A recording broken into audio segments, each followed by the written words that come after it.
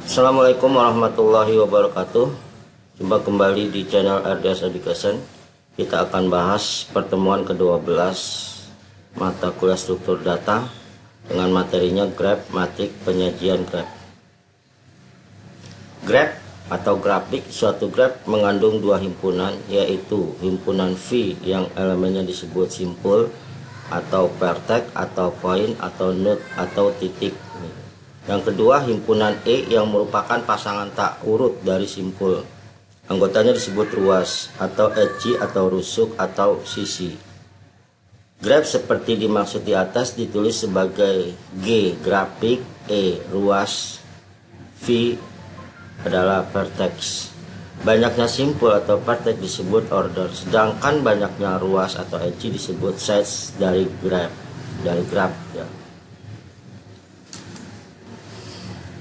Contoh, gambar berikut menanyakan graf G ya, EV dengan 1 V mengandung 4 simpul, yaitu simpul A, B, C, D. Ini ya simpulnya, berarti titik simpul A, B, C, dan D. 2 E mengandung 5 ruas, yaitu ruas dari simpul A ke B, B ke C, C ke D, D ke B. Ya, ini E berarti E1 atau EC1 sama dengan AB, ya simpul AB. Ruas 2 menghubungkan simpul BC, ruas 3 menghubungkan simpul AD, ya. Ruas 4 menghubungkan simpul CD, ruas 5 menghubungkan simpul BD. Gambar di bawah ini menyatakan suatu multigraf. Di sini ruas E2 pada kedua titik ujungnya adalah simpul yang sama, yaitu simpul A. Ini dia ya. Nah, ini ruas semacam ini disebut dengan gelung atau cell loop, artinya dia melakukan proses looping terhadap dirinya sendiri. Terhadap siapa? Terhadap simpul A, ya, atau gelung atau cell loop. Sedangkan ruas E5 dan E6 mempunyai titik ujung yang sama, ya. Nah, di sini ruas E5 dan E6 mempunyai titik yang sama, ya. Nah, yaitu simpul-simpul B dan C. Ini enggak dikasih, ini B ini B dan C, ya, dan C. Nah, kedua ruas ini disebut dengan ruas berganda atau ruas sejajar, ya. Ini dikatakan ruas sejajar atau ruas berganda, yaitu ruas E5 dan ruas E6. Suatu graf yang tidak mengandung ruas sejajar maupun cell loop sering disebut juga sebagai graf sederhana atau simple graph. Jadi kalau tidak ditemukan sebuah simple grafik yang ada ruas sama, ya, dalam satu titik, maka dianggap sebagai simple graph, yes, atau grafik sederhana. Suatu graf GEV disebut subgraf dari GEV bila E himpunan bagian daripada E, ya, dan V himpunan bagian dari V. Jika E mengandung semua ruas dari E yang titik ujungnya di V, maka G disebut subgraf yang direntang oleh V. Yang itu dikatakan contohnya adalah spanning subgraf. Nah, contoh subgraf ini adalah kita lihat ya di sini, ya. G, ya, subgraf dari G namun bukan dibentuk oleh V, A, B, D.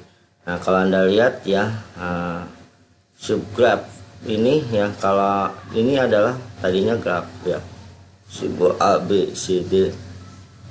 Pas dia dipisahkan, maka dia menjadi subgraf, jadi A, B, dan D. Paham ya?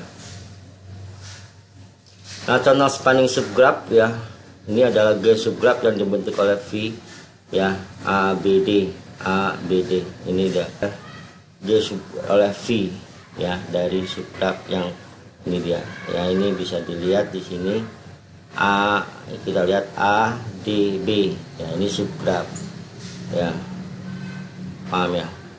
Nah, kita lanjutkan graf berlabel. Graf G disebut berlabel jika ruas dan atau simpulnya dikaitkan dengan suatu besaran tertentu, khususnya jika setiap ruas E dari G dikaitkan dengan suatu bilangan non negatif DE, maka DE disebut bobot atau panjang dari ruas E. Nah, Gambar berikut ini menyajikan hubungan antar kota ya. Di sini simpul menyatakan kota dan label DE menyatakan jarak antara dua kota.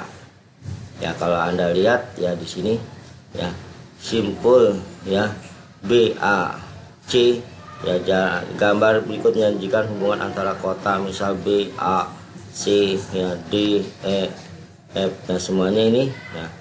Di sini simpul menyatakan kota dan label DE berarti misalnya simpul B ke A ya, derajat DE nya adalah 3, simpul B ke C derajat DE nya adalah 2, simpul B ke D derajat DE nya adalah 3 ya, bobot atau panjang dari ruas. Jadi bobot atau panjang dari ruas B ke D 3 gitu ya, D ke E 2, D ke F 12, DE nya itu yang ini misal 12 3.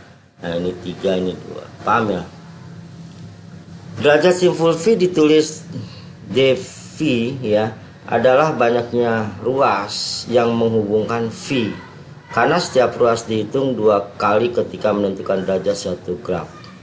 Ya, maka jumlah derajat semua simpul suatu graf derajat sama dengan 2 kali banyaknya ruas graf set atau dapat dituliskan. Ya, derajat graf sama dengan 2 kali ses ya. Nah, kalau Anda lihat ya dari gambar graf ini ya, graf ini pada gambar di atas jumlah semua simpul 4, maka jumlah derajatnya simpulnya adalah 8. Jadi simpul A ke B ya, berarti ada 2 set ya, 2 derajat graf ya, 2 kali set ukuran ini ya. Berarti simpul A ke C 2 kali ses ini, simpul C ke D adalah 2 kali ses derajat graf. Di sini ya, jumlah derajat semua simpul suatu graf derajat 2 kali banyaknya ruas graf atau dapat dituliskan. Nah, jika derajat masing-masing simpul pada graf berjumlah genap, maka graf disebut dengan Euler graf gitu ya. Nah, ini karena kebetulan derajat simpulnya adalah 8, dia dikategorikan sebagai Euler graf gitu ya. Nah, suatu simpul disebut genap atau ganjil tergantung apakah derajat simpul tersebut genap atau ganjil. Kalau terdapat selop, maka selop dihitung 2 kali pada derajat simpul ya. Kita lihat ini 1, 2 ya, 3, 4, 5, 6, 7, 8 ya. Kalau terdapat selop, maka selop dihitung 2 kali pada derajat simpul ya. Nah, pada gambar di atas banyaknya ruas atau set sama dengan 7, sedangkan derajat masing-masing simpul adalah 2 ya. Kita lihat di sini ya, perhatikan ya, tadi banyaknya ruas atau set ya, banyaknya ruas atau set ini kan kalau hitung ada di sini 1, 2, 3, 4, 5, 6, 7 ya, 7. Nah, oke. Nah, kalau kita tentukan dia derajat dari A sama dengan 2 ya, kita lihat derajat dari A ke B ke C gitu ya. Nah, kita lihat lagi derajat B sama dengan 5, dari mana ya, derajat B sama 1, 2, 3, 4, 5 ya. Kalau selop dihitung 2 kali ya, derajat B ini 1, 2, 3 ya, ini 1, 2, 3, 4, 5. Nah, kalau derajat C sama dengan 3 ya, kita lihat yang C 1, 2, 3 gitu ya.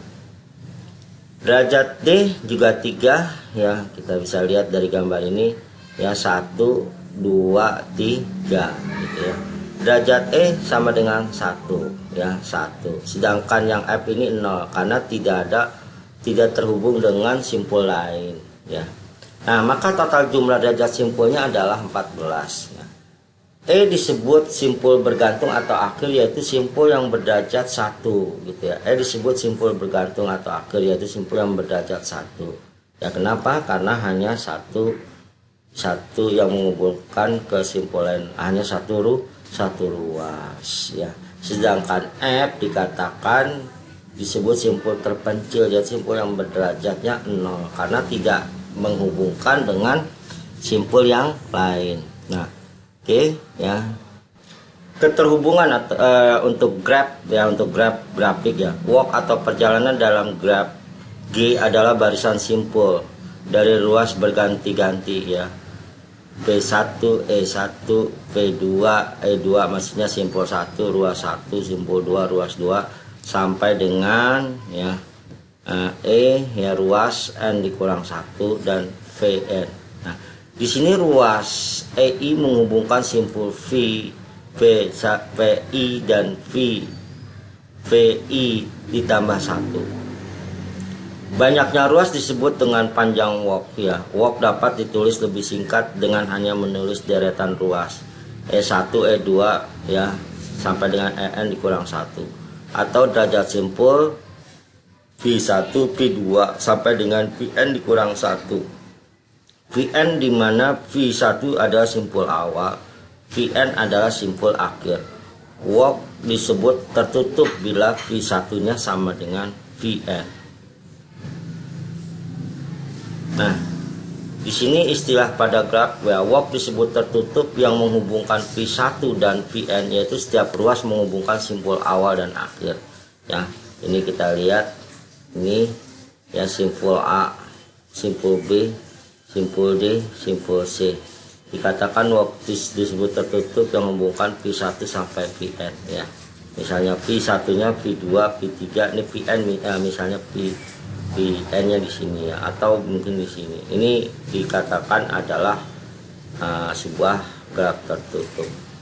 Nah, trail adalah walk dengan semua ruas dalam barisan adalah berbeda. Ya, trail adalah walk ya dengan semua ruas dalam barisan berbeda ya. A, B misalnya ruas A1 ya, A, C ruas A2, C, D ruas E3, B, D ruas E4 ya. Nah, fat atau jalur adalah walk yang semua simpul dalam barisannya adalah berbeda. Nah, jadi suatu fat pastilah sebuah trail ya. Nah, ini kata-kata yang Anda harus pahami ya. Fat atau jalur. Nah, jalur itu sebenarnya adalah ruas ya. Simpul A ke B ini ruas ya. Simpul A ke C adalah ruas. Ya, simpul C ke D ruas. Simpul B ke D adalah ruas. Ya. Nah, ruas ini adalah jalur ya. Adalah walk yang semua simpul dalam barisannya adalah berbeda. Jadi suatu path pastilah sebuah trail. Trail sendiri adalah walk dengan semua ruas dalam barisan adalah berbeda. Ya, bisa dipahami. Nah, graf merupakan walk terbuka karena tidak ada ruas yang menghubungkan simpul U dan T. Nah, ini dikatakan graf terbuka, graf. Ya. Di sini misalkan simpul R menghubungkan S menghubungkan T ya. Ya, terus berikutnya R menghubungkan U. Nah, dia tidak akan terbentuk simpul VN karena tidak ada hubungan antara simpul T dengan U ya. Nah, kalau dia ini terbentuk ada hubungan, maka akan terbentuk nih simpul VN, simpul VN-nya gitu ya. Paham ya? Merupakan suatu fat atau trail terbuka dengan derajat setiap simpulnya sama dengan 2, kecuali simpul awal U dan simpul akhir T berderajat 1 ya. Kita lihat maksudnya berderajat 2, R ya, ruas ke S1, R ke U 1 jadi 2, S ya dikatakan derajat 2 biar simpul S ke R derajat 1, simpul S ke T derajat 2. Sedangkan U dan simpul U dan simpul T hanya berderajat 1 karena U menghubungkan R dan T menghubungkan S, yaitu berderajat 1. Cycle atau sirkuit adalah suatu trail tertutup dengan derajat setiap simpulnya sama dengan 2 ya. Cycle dengan panjang K disebut dengan K cycle. Demikian pula jalur dengan panjang K disebut K jalur ya. Kita bisa lihat di sini ya. Cycle sirkuit suatu trail tertutup dengan derajat simpul sama dengan 2. Simpul B ya ke D, simpul B ke A ya. Kita bisa lihat simpul C ya. Kalau dikatakan cycle dengan panjang K disebut dengan K cycle ya. Demikian pula jalur yang panjangnya K disebut dengan K jalur ya. Jalur berarti yang ruas menghubungkan misalnya E dan F ya. Tuh ya, bisa dipahami ya. Jadi saya ulang, cycle dengan panjang K disebut dengan K cycle ya. Demikian pula jalur dengan panjang K disebut dengan K jalur. Nah, kalau Anda lihat di sini ya, dari grafik tadi, barisan ruasnya itu adalah A, B, C, D, B, C, G, H adalah walk, bukan trail, karena ruas B 2 kali muncul ya. Adalah walk, bukan trail. Kita bisa lihat di sini ya. Tadi A, B ya. Berarti A, ini ya B ya, ini A, B. Berikutnya adalah C, D ya. C, D, C, C, D gitu ya. Nah, kita lihat lagi B, C, G, H ya. B, B ya, C, G ya. Nah, kita lihat lagi ya. S. Nah, berikutnya GH ya. G, H ya. Nah ini. Nah, barisan simpul A, B, E, F bukan walk ya, karena tidak ada ruas yang menghubungkan simpul B ke F ya. Barisan simpul A, B, E, F bukanlah walk perjalanan karena tidak ada ruas yang menghubungkan B ke F. Nah, kita lihat di sini ya. B ke F ini enggak ada, bukan walk perjalanan. Jadi kalau misalnya B, D mau ke sini ya, B, D, E, F ya, ini tidak ada yang menghubungkan ya. Nah, di sini. Ini dikatakan barisan simpul A, B, F bukan walk karena tidak ada ruas menghubungkan simpul B ke F ya. A ke B ada, B ke D ada ya. Kita lihat ya. A, B, F ya, A, B, F ya. Nah, ini karena tidak ada simpul yang menghubungkan langsung B ke F. Oke, kita lanjutkan. Nah, barisan simpul A, B, C, D, E, F adalah trail, bukan jalur atau path karena C 2 kali muncul. Ya, kenapa? Ya, kita lihat di sini ya, C ya 2 kali muncul, yaitu ya D, C ya. Ini DC ya, DB ya. Mungkin dari sini ya, B, C, D ya, atau D, C, B. Nah, ini dia adalah 2 kali muncul. Nah, barisan ruas ADGK adalah jalur atau path karena menghubungkan antara A dengan F ya. Baris ruasan ADGK adalah jalur path karena menghubungkan A dengan F ya, jalur path. Jadi kita bisa tahu ya, menghubungkan A dengan F. Nah, ini karena apa? Karena ada menghubungkan A ya, C, E, F ya. Ini ada ruas A ke C, ruas E, C ke F, ke F kecil F gitu ya. Nah, ini adalah, nah ini dikatakan barisan ruas ADGK ya, adalah jalur path karena menghubungkan AF ya, ADGK ya. Kita lihat lagi ya, A, D ya, GK ya, A, D, G, K ya. Nah, itu. Nah, barisan tadi sudah. Ruas AB HGEA adalah cycle ya, adalah looping ya istilahnya. Kita lihat AB ya, tadi AB HGA, ABH, ABH G EA ya, EA ya. Nah, berarti dia akan balik lagi ya, A B H G ya ke E, maka balik lagi. Nah, ini dikatakan adalah cycle. Graf yang tidak mengandung cycle disebut asilik ya. Contohnya graf dari asilik adalah pohon atau tree. Kenapa? Karena bentuk pohon itu grafnya terbuka ya. Nah, kalau dia two cycle, grafnya harus tertutup ya. Nah, kalau terbuka itu contohnya nih seperti ini nih. Ini terbuka nih ya. Kalau tertutup ya ini dia tertutup. Oke, kita lanjut contoh dari asilik ya. Contoh ini dia ya. Asilik ini adalah sebuah graf yang bentuknya terbuka simpul A, B, C. Ini tidak ada hubungan, tidak terhubung antara A dengan C. Tidak terhubung antara D dengan B, dengan F ya. Ini disebut dengan simpul terbuka atau pohon, atau istilahnya asilik. Suatu graf disebut terhubung jika untuk setiap dua simpul dari graf terdapat jalur yang menghubungkan dua simpul tersebut ya. Kita lanjutkan, subgraf yang terhubung pada suatu graf disebut dengan komponen dari G. Bila subgraf tersebut tidak tergantung dalam sebuah subgraf terhubung yang lain lebih besar ya. Ya, saya ulang, subgraf yang terhubung pada suatu graf disebut komponen dari G ya. Bila subgraf tersebut tidak terkandung dalam subgraf terhubung lain yang lebih besar ya. Nah, contoh ya.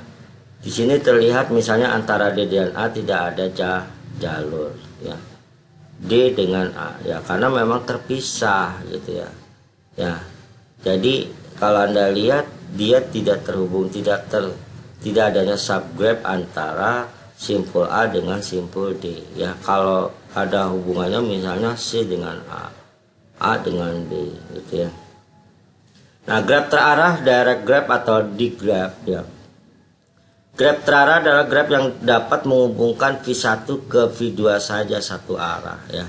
Maksimum jumlah busur dari n simpulnya adalah n ya dikali dengan n dikurang 1 ya.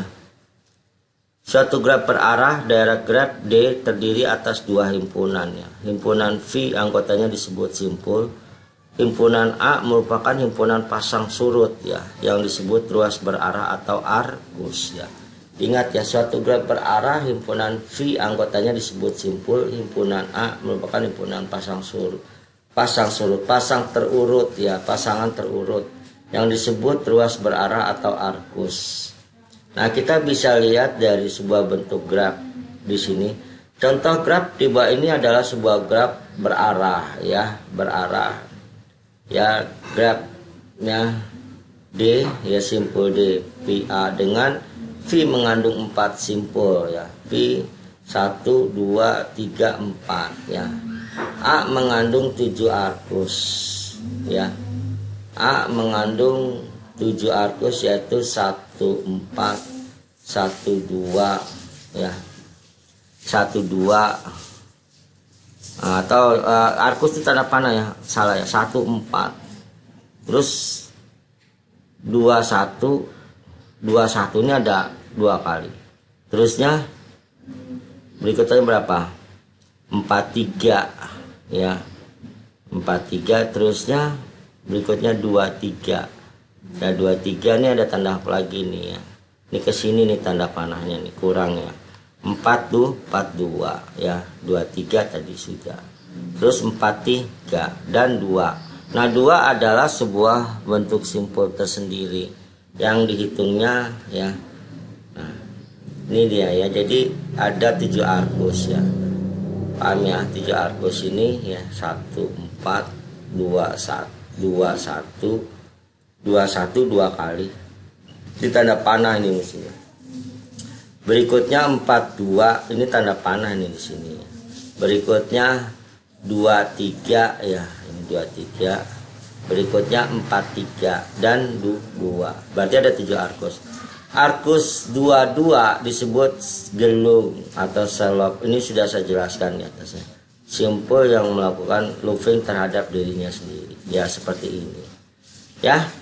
Sedangkan arcus 21 muncul lebih dari 1 kali disebut arcus sejajar atau arcus berganda. Yang tadi ya, graf berganda itu ya. Nah, kita lanjutkan, bila arcus suatu graf berarah menyatakan suatu bobot, maka graf berarah tersebut dinamakan jaringan atau network. Biasanya digunakan untuk menggambarkan situasi dinamis ya. Bila P himpunan bagian dari V serta A himpunan bagian dari A dengan titik ujung anggota A terletak di dalam V, maka dikatakan bahwa DVA adalah graf dengan bagian subgraf dari DVA ya.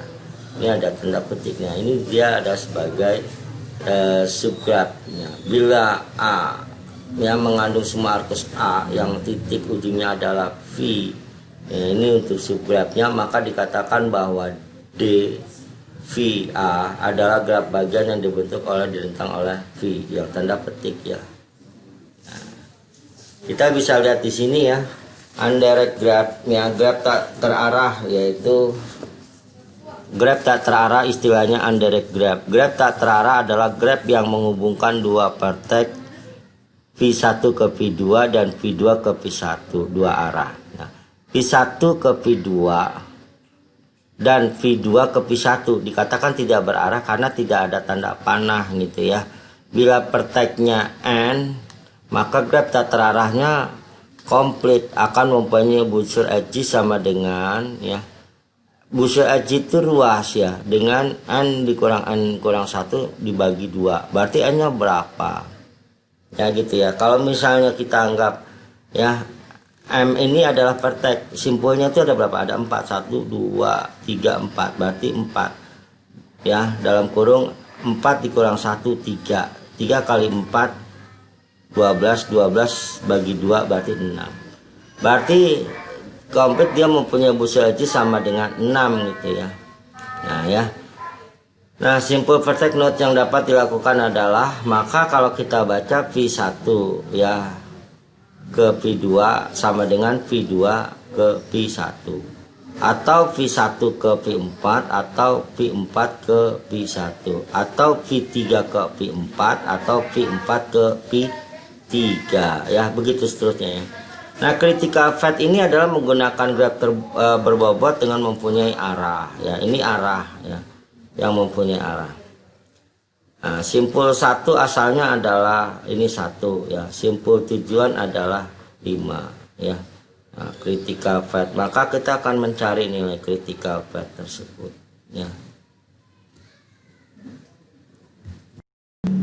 Nah, kita lihat ya critical fat ya, untuk fat jalurnya. Kalau kita baca di sini ya, simpul asalnya 1, simpul tujuannya 5. Nah, ini ada tabelnya ya. Alternatifnya 1 ke 45 ya. Ini jadi 1, 4, 5 ya, simpul 5 nih ya. 1, 4 ya. Nah, ini simpul 4, 5 ya, atau 1, 2, 5, atau 1, 2, 3, 5, atau 1, 4, 3, 5. Nah, itu ya. Nah, ini adalah fat jalurnya. Nah, kalau ditambahkan 1, simpul 1, 4, 5 itu kan berarti nilainya 16 dari 7 ditambah berapa? 9 ya. Gitu ya. 1, 4, 5 ini 9. Nah, ya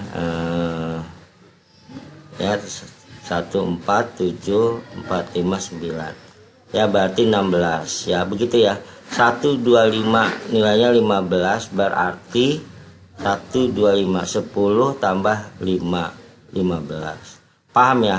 Nah, ini juga yang lain. Nah, diperoleh critical fat lintasan kritisnya ya, artinya kita mencari nilai tertinggi bobotnya 29, critical patch-nya lintasan kritis, sedangkan shortest patch lintasan terpendeknya adalah 15 ya, bisa paham ya.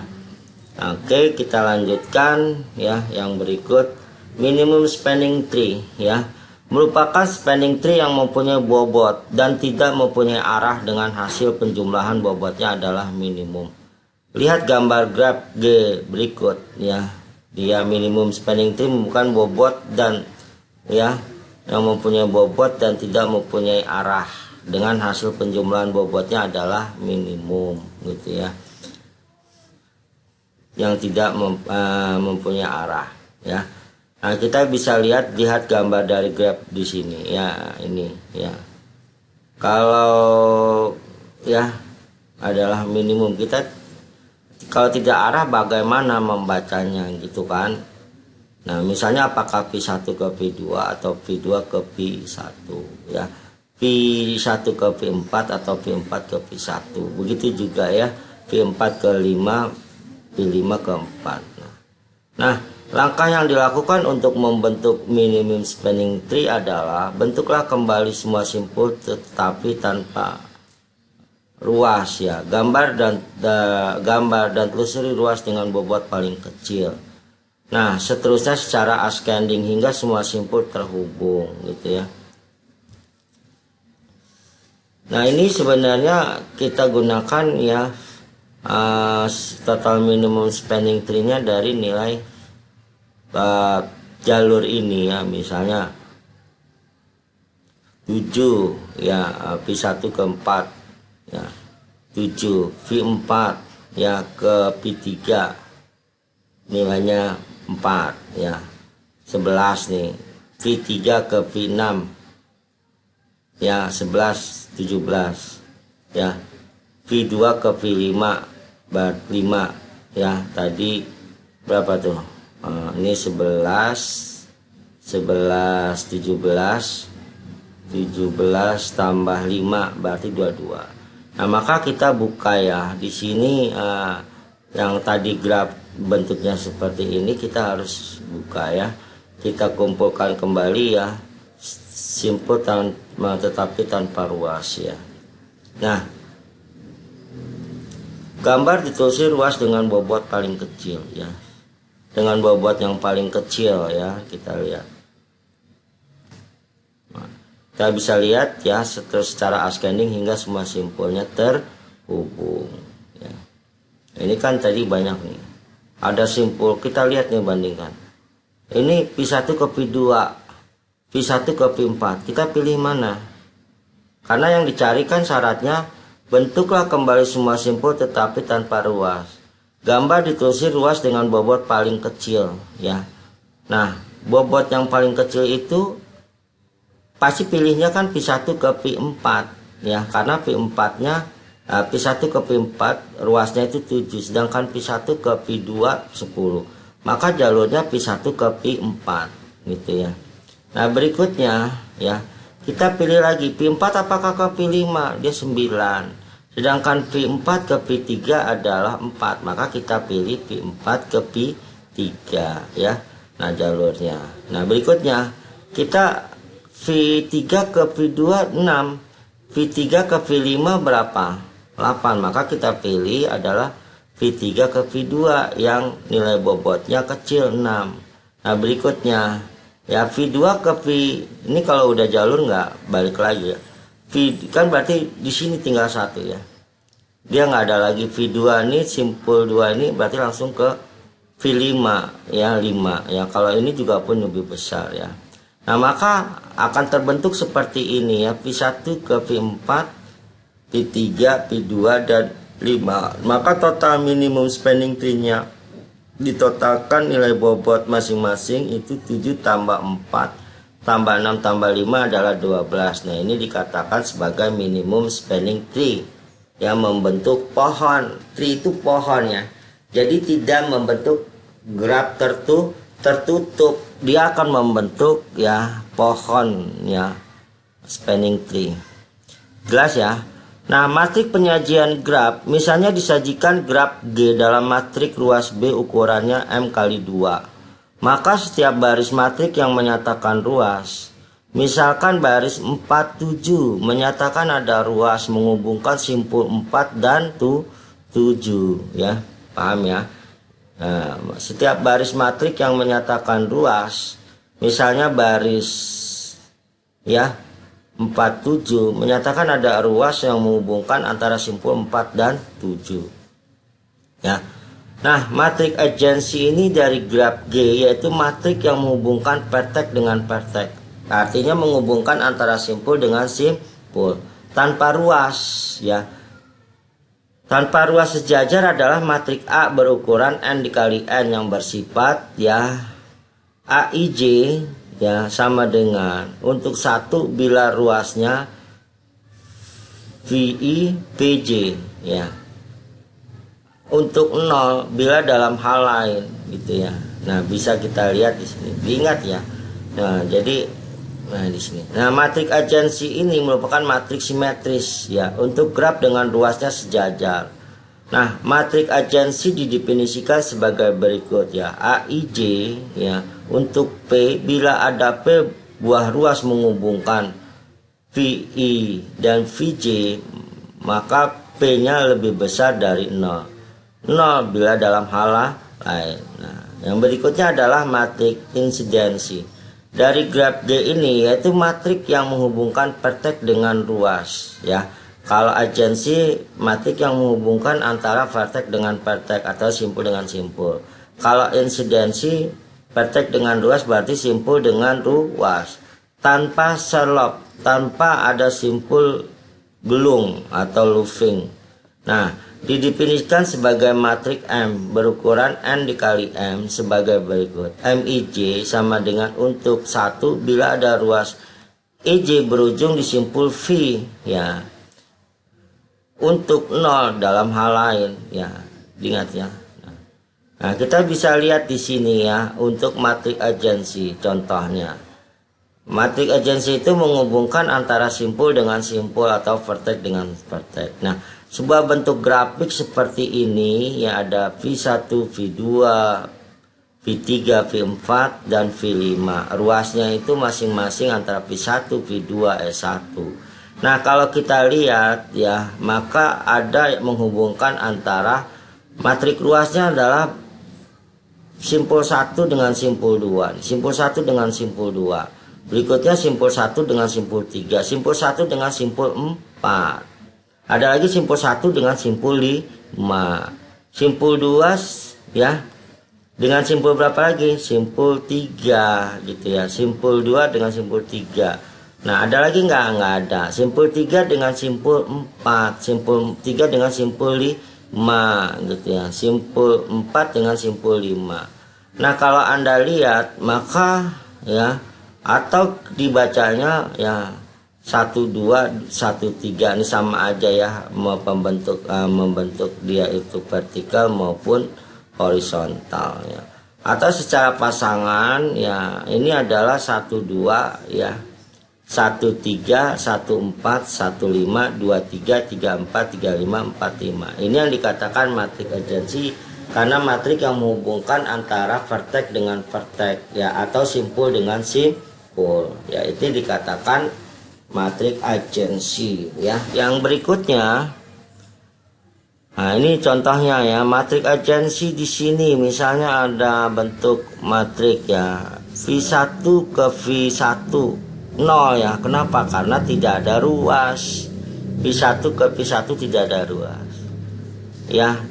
Nah, V1 ya dari V1 ke V2 ya ada 1 karena ada ruas, paham ya. V1 ke V3, V1 ke V3 1 kenapa ada ruas ya. V1 ke V4 ya, V1 ke V4 ada ruas 1. V1 ke 5 1 karena ada ruas ya. Oke, V2 ke V1 ya 1 karena ada ruas.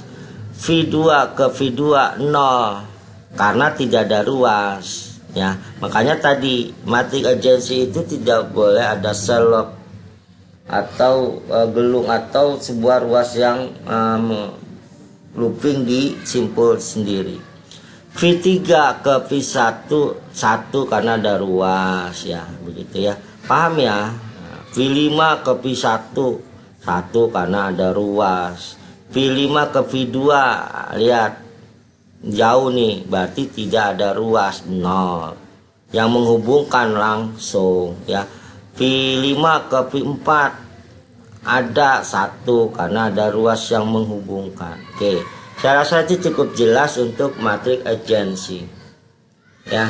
Nah, kita lihat yang matrik insidensi. Matrik insidensi itu adalah matrik yang menghubungkan antara simpul dengan ruas ya. Nah, kalau Anda lihat V1 ya. Jadi di sini ini untuk barisnya, simpul dikatakan baris. simpul dikatakan baris, sedangkan ruas dia sebagai kolom, berarti sebagai VJ. Sedangkan simpul VI ya, V1, V2, V3, V4, V5 ya. Sedangkan EJ ya atau kolom. Nah, V1 ke E1 ada satu karena simpul 1 melewati ruas E1 ya. V1 dengan ruas 2 ada nggak? Ada satu karena V1 melewati ruas 2. V1 ke ruas 3 bisa nggak? Nggak ada karena V1 tidak melewati yang menggunakan ruas E3. V1 ke E4 satu ya, karena V1 ya memakai ruas E4. Paham ya? V1 ke E5 ada karena dia memakai ruas ya. V1 ke E6. E6 di sini ya. Oh, nggak ada ya karena dia V1 tidak menggunakan ruas E6. Begitu ya cara membacanya ya. Paham ya? Oke, graf terarah atau direct graph atau digraph. Ya, graf terarah adalah graf yang dapat menghubungkan V1 ke V2 saja satu arah ya. Graf terarah. Nah, maksimum jumlah busur dari simpulnya adalah N ya, dalam kurung N dikurang 1, N dikali N dikurang 1 ya. Suatu graf berarah atau direct graph D terdiri atas dua himpunan ya. Himpunan V anggotanya disebut simpul ya, himpunan V disebut simpul. Himpunan A merupakan himpunan pasangan terurut yang disebut ruas berarah atau arkus gitu ya. Himpunan A merupakan himpunan pasangan urut yang disebut ruas berarah atau arkus.